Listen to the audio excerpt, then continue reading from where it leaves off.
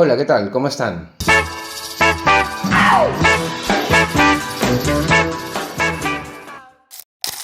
Hoy voy a hablarles de mi última lectura. Se trata de la última novela publicada por Penguin Random, El estilo de los elementos, del escritor argentino Rodrigo Fresán. Rodrigo Fresán nació en Buenos Aires en 1963. Un escritor que yo conocí asociado a otro gran escritor ya fallecido, Roberto Bolaño. Como mucha gente que sigue este canal y seguramente que está escuchando este video, pues yo también fui un estudiante universitario en la época en que Roberto Bolaño publicó su novela, ya digamos un clásico contemporáneo, que es Los Detectives Salvajes. A partir de esa publicación, probablemente muchos de nosotros nos convertimos en detectives salvajes o aspirantes a detectives salvajes y empezamos a investigar en torno a la existencia de este escritor chileno, ¿no? Y en esa búsqueda, en esa investigación, aparecieron también otros escritores que venían como asociados a Roberto Bolaño. Entre ellos estaba Rodrigo Fresán. Fue ya en el año 2012 probablemente, o 2013, cuando leí Jardines de Kensington, una novela sobre el autor de Peter Pan, J.M. Barrie. Fue justamente con esa lectura que Fresán, para mí como lector, se convirtió en el gran escritor Rodrigo Fresán y no ya el amigo del gran escritor Roberto Bolaño, ¿no? El descubrimiento del estilo, de la propuesta tan original de este escritor argentino, eh, lo puso ya en mi horizonte, en mi campo de visión literario, y a partir de entonces siempre ha sido una deuda pendiente volver a leerlo, retomar su obra. Es un escritor que ya lleva encima 13 libros publicados. Su primer libro de relatos, Historia Argentina, es un libro que ya muestra ahí todo lo que iba a venir después, ¿no? Estaba ahí como una declaración de intenciones, esos cuentos.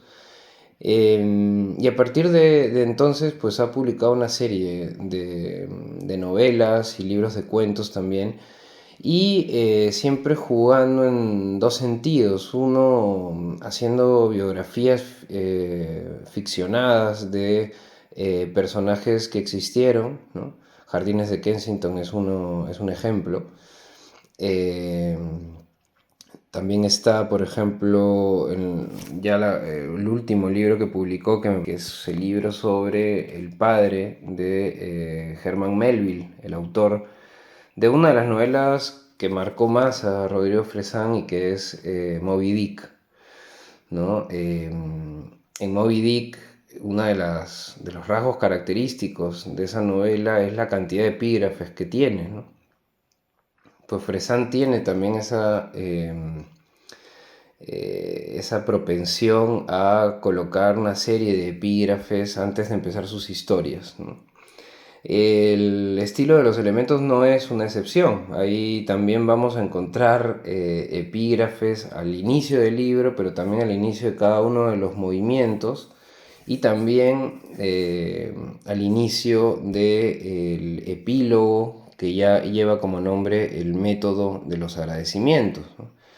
Así que es un libro que está, digamos, introducido por una serie de citas de otros libros que van a incidir de alguna manera, nos van a poner en preparación para la lectura de este libro enorme. Es un libro extenso y extensible. Extenso porque, a pesar de que lo he leído en mi libro electrónico, es un libro que tiene más de 800 páginas, contando este epílogo. Pero no solo es un libro extenso, en el sentido de que tiene más de 700, más de 800 páginas, y que además no es un libro como las novelas históricas que tienen muchísimas páginas en entradas de diálogo, ¿no?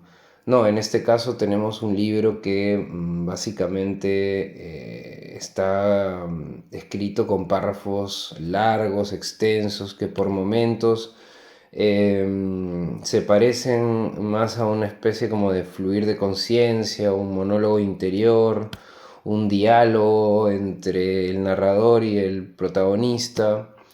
Eh, bueno, disquisiciones, en fin, es un libro extenso en todo el sentido de la palabra, ¿no? Es curioso, cuando lo estaba terminando, en realidad, en teoría lo había terminado, porque ya me parecía como que estaba completa la lectura del libro, pero el libro todavía no terminaba, ¿no? Y sigue, ¿no? Y el epílogo es también largo, pero además, irónicamente, al final del epílogo, Fresán coloca una lista enorme de autores, películas, directores de cine, personas, títulos, bueno, canciones a las que le debe la escritura de esta obra, ¿no? Y esa recataíla, ¿no? De cosas, de escritos, de nombres, de títulos, digamos que nos sugiere que el libro continúa, ¿no? Que continúa en esos libros, que en realidad estamos ante un libro infinito, un libro que no termina nunca, ¿no? Y que a lo mejor termina en un sentido subjetivo, ¿no? Porque los editores han decidido que así sea, ¿no? Pero da la sensación de que es un libro que si no se hubiese publicado todavía, entonces seguiría escribiéndose y leyéndose por Fresán. En ese sentido, es una metáfora misma de uno de los temas principales de la novela, que es la vida del lector, ¿no? Cómo vive el lector la vida y cómo se refugia de esa vida en los libros, ¿no? Y los libros son, en cierta forma, ya no un mecanismo de escape, ¿no? Sino más bien una forma de volver a entrar en la vida, ¿no? Eh, Sin embargo, yo considero que el gran tema de esta novela, lo ha dicho además Fresán en algunas de las presentaciones que pueden encontrar en YouTube, yo les recomiendo sobre todo una de la Fundación Telefónica en la que eh, lo presenta Patricio Prón, un gran escritor, también vanguardista, eh, y lo presenta muy bien. La verdad que hace una síntesis maravillosa del libro, que no es fácil porque es un libro que tiene muchas salidas, muchas entradas. Se puede hablar muchas cosas de este libro, ¿no? Pero bueno, para entrar quizás al tema de la novela, podemos considerar que más que una autobiografía, que es lo que inicialmente pensé que era, ¿no? Pensé que sería una autobiografía original, porque Fresán es un escritor original, es un escritor con un estilo propio, un escritor además que se considera un escritor de estilo, no tanto un escritor de trama, ¿no? Y yo creo que entré a la novela con esa idea, ¿no? Con esa idea de que el libro me iba a contar un poco la vida de Fresán, ¿no? Pues poco necesita uno leer para darse cuenta de que esto no es así, ¿no? No estamos ante una no ficción, no estamos ante un libro sobre testimonial sobre la vida del autor, sino que estamos ante un libro que escribe sobre la memoria, sobre la acción de ir al pasado a buscar la historia de uno, ¿no? Ese acto fantasmático, ¿no? Ese acto que implica recordar, pero que por el hecho de recordar implica también inventar, y que por el hecho de inventar también implica soñar, ¿no? Entonces estamos ante un libro que no disipa la bruma para ver lo que realmente pasó en la vida del protagonista, que lleva como nombre Land y que alguno torpemente podría considerar la máscara de Rodrigo Fresán. Pero no es así. Rodrigo Fresán, yo creo que se decanta por crear un personaje, y en la creación de este personaje, que por supuesto tiene rasgos de su propia vida, al que le pasan cosas que él también en las presentaciones eh, recuerda que sí sucedieron en su vida. A pesar de ello, Lan se va convirtiendo, como su propio nombre lo dice, ¿no?, en esa tierra, esa explanada, ¿no?, que es lo que uno ha sido en el pasado. De modo que Lan no es Fresán y el narrador tampoco es Fresán, podríamos decir que es quien fue Lan alguna vez, ¿no? Y entonces este narrador nos introduce durante más de 100 páginas para recién empezar la novela, y cuando empieza la novela nos va contando la vida de este chico que nace en Argentina, que luego tiene que irse a Caracas, escapando de la época de la dictadura en Argentina, y que va a terminar en la tercera parte del libro en Barcelona, ¿no?, escribiendo desde una casa en Colcherola, debajo del Tibidabo, justamente en la época de la pandemia. Es ahí donde termina la novela, ¿no? En la primera parte podemos decir que tanto el narrador y Land coprotagonizan la historia. En la segunda parte, Land es realmente el protagonista de la historia. Y en la tercera parte probablemente es el narrador el que le quita más el protagonismo a Land, y Land se va convirtiendo en algo eh, más diluido, ¿no? De modo que tenemos ahí esos tres movimientos, porque se llaman, los titula así, ¿no? Primer movimiento, segundo movimiento y tercer movimiento, ¿no?, en el que Fresán desarrolla no solo digamos la trayectoria de Lan a lo largo de su vida, y con ello pues una serie de temas muy importantes en la novela y en la obra del autor, que son por ejemplo los libros, la vida del lector, el descubrimiento de la lectura, la enfermedad de la lectura, sino también es la literatura de los hijos, ¿no? La literatura de los hijos, porque analiza a los padres de Lan como hijos de los abuelos de Lan, porque analiza a Lan como hijos de los padres de Lan, ¿no? Porque analiza a los hijos de los amigos de los padres de Lan también, porque nos muestra, no con rabia ni tampoco con la intención de ajustar cuentas, ¿no?, pero sí de alguna manera deja ver cómo la vida de los padres y los hijos terminan marcando la vida de los hijos sin querer o queriendo hacer lo mejor por ellos, y terminan haciendo lo que pueden, ¿no?, únicamente lo que pueden hacer. Habla un poco, problematiza también en esa primera parte, es muy interesante cuando hace esta cuestión de, de ver que el amor pues de los padres es como nadie te va a querer como yo, pero yo te quiero como yo quiero quererte, ¿no? Entonces ahí ya sugiere toda esa primera parte, ¿no?, que Land en el fondo, aunque quiera hacer algo que no diferente a lo que sus padres han sido, ¿no?, empieza ahí el gran conflicto, ¿no? Los padres quieren que Land, los padres son editores, ¿no?, conocidos editores en Argentina y quieren que su hijo sea escritor, ¿no?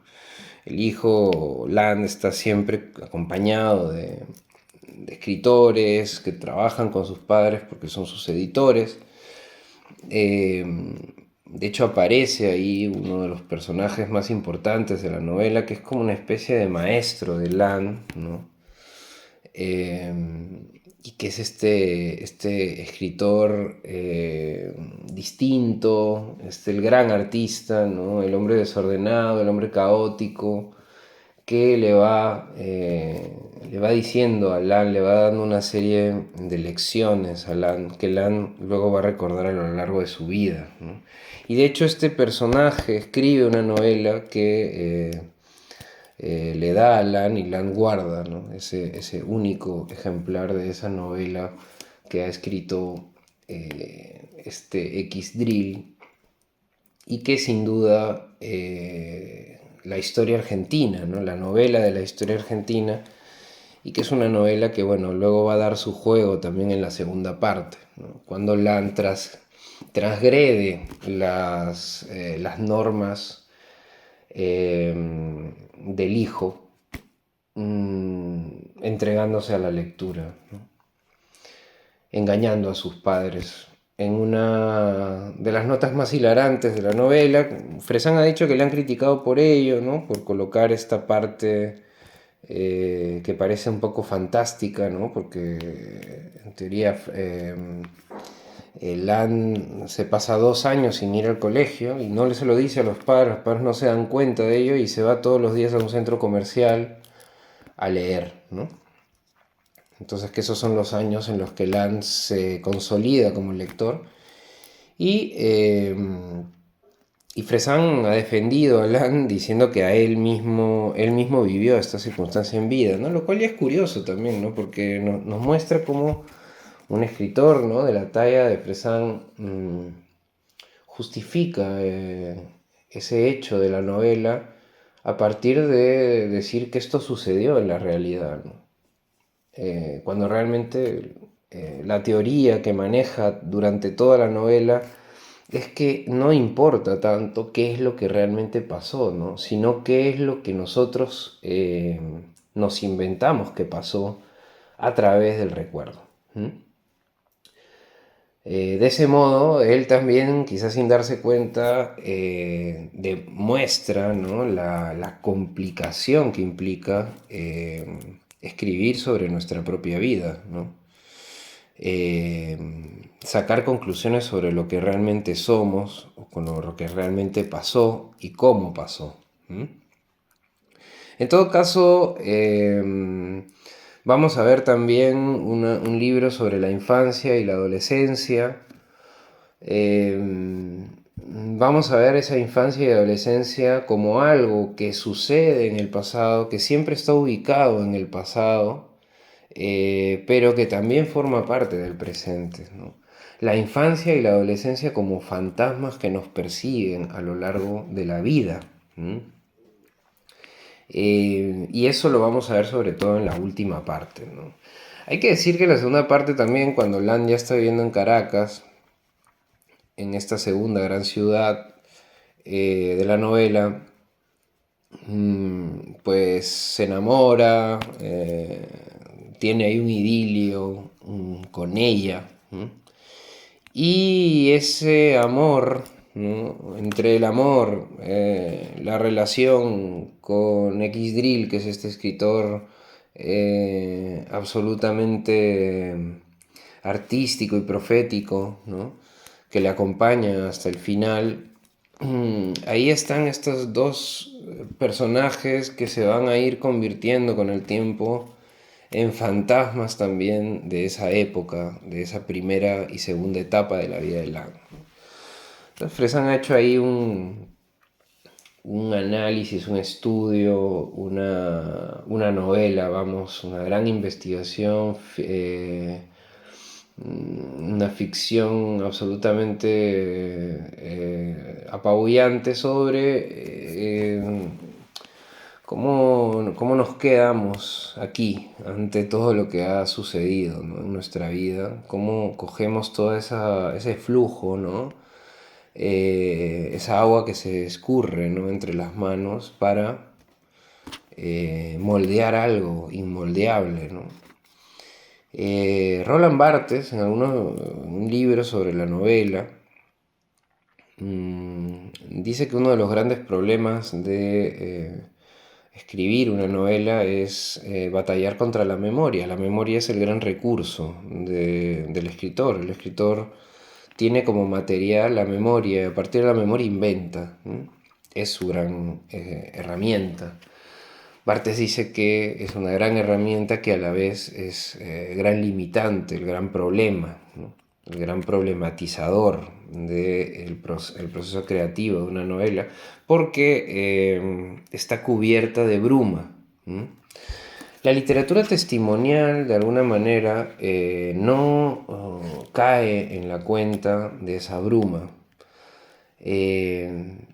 Da por sentado que la escritura autobiográfica disipa la bruma y que en determinado momento del proceso creativo nosotros empezamos a ver lo que realmente fue o lo que realmente es.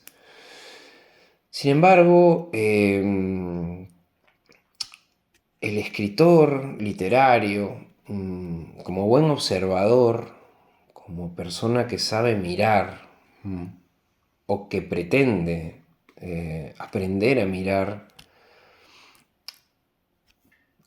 considera no la bruma como una cortina que se abre para poder ver lo que fue, sino que es la bruma lo que fue.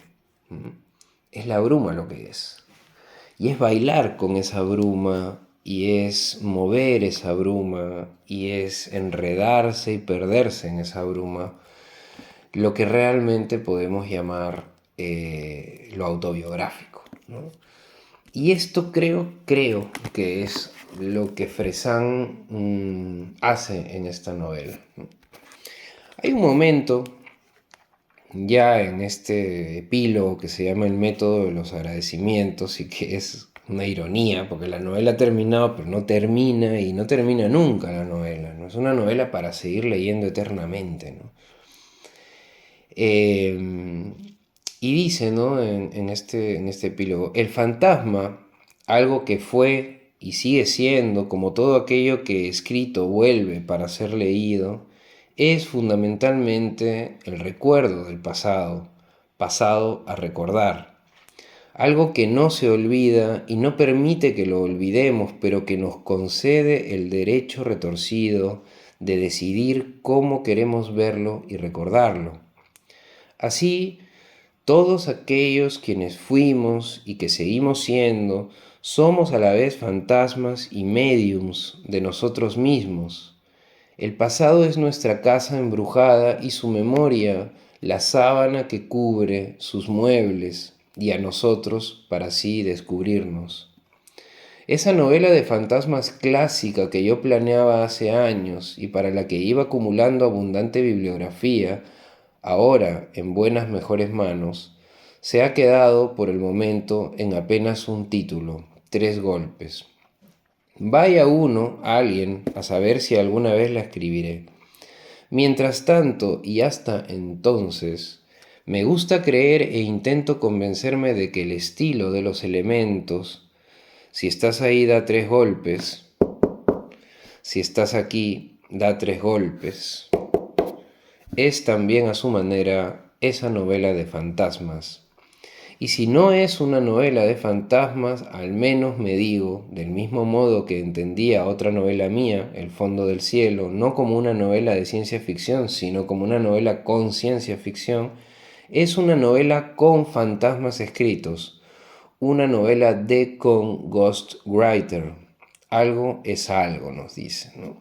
Entonces aquí vemos pues cómo él juega, ¿no? Es muy juguetón, Fresán, con las palabras, ¿no? Tiene una prosa enredada, ¿no?, que nos va llevando unas ideas a otras, una serie de recursos ahí, de figuras, de recursos retóricos, ¿no? Pero lo que nos dice también aquí, y claramente, ¿no?, esta manta que cubre a los fantasmas, esa bruma, ¿no?, esa cosa que nos cubre y nos protege, ¿no?, al mismo tiempo, ¿no?, que no nos deja ver y que nos deja ver, ¿no? Y qué es lo que deberíamos ver, ¿no?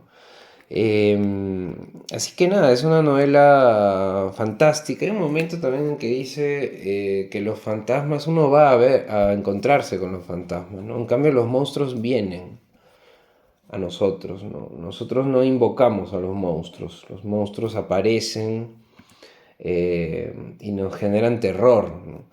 En cambio, el fantasma es algo que invocamos, es algo que a veces quizá involuntariamente o muchas veces voluntariamente no queremos que se vaya, ¿no? Y el pasado tiene esas características y los personajes del pasado se convierten también en fantasmas, así como nosotros nos convertimos también en fantasmas de nosotros mismos, fantasmas que sin embargo no queremos que desaparezcan, sino que siempre estamos invocándolos, como este narrador que coprotagoniza la novela. Para mí el narrador es claramente el personaje protagónico, ¿no? Pues coprotagonista con este Land que es también un fantasma, ¿no? Es esa tierra de la que sale este narrador, pero a la vez ya no está, ¿no? A la vez ya no pertenece al mundo o a la realidad, entre comillas, como decía Nabokov, del narrador, del estilo de los elementos. Una novela para personas que disfrutan del viaje más que del puerto de llegada. Debo decir que, curiosamente, este fin de semana pasado estuvimos en Mallorca y fue tirado en una esterilla en el lobby de Grimaldi, mientras volvíamos a Barcelona, que yo terminé de leer esta novela. Es curioso, ¿no? Estaba ahí en el barco, volviendo, en movimiento ondulante, y o terminé de seguir leyendo esta novela. Y, y te quedas así, ¿no? Como en medio del barco, el barco se está moviendo, tú estás quieto, pero también te estás moviendo por dentro. Hay dos movimientos que se cruzan, y en medio de esos dos caminos, uno involuntario, el camino del barco, que está conducido por otras fuerzas, el camino y la fuerza y el flujo del mar que viene de quién sabe dónde, y luego el de nuestra mente, apenas controlado por nosotros. Y todos estos caminos se cruzan en ese último momento de la novela, ese último movimiento que son esa lista de autores, de novelas, de títulos, de pinturas. Bueno, te das cuenta, ¿no? Como en realidad no hay quietud en la vida, ¿no? Es una ilusión esa quietud. Siempre estamos moviendo, ¿no? Y el pasado en ese sentido es parte de ese movimiento, ¿no? Así que en todas estas cosas todas estas cosas están aquí, ¿no? En esta novela. Esta novela es probablemente desde hace mucho tiempo una de esas novelas que empiezas a leer con frenetismo, sabes que es un camino largo, pero que poco a poco vas bajando la intensidad y empiezas a vivirla, ¿no? Te quedas un rato ahí, ¿no? Y conoces a los personajes y entiendes finalmente lo que le pasa a ese narrador, ¿no? Que se ha dado cuenta que recordar, inventar y soñar son tres formas de hacer lo mismo, ¿no?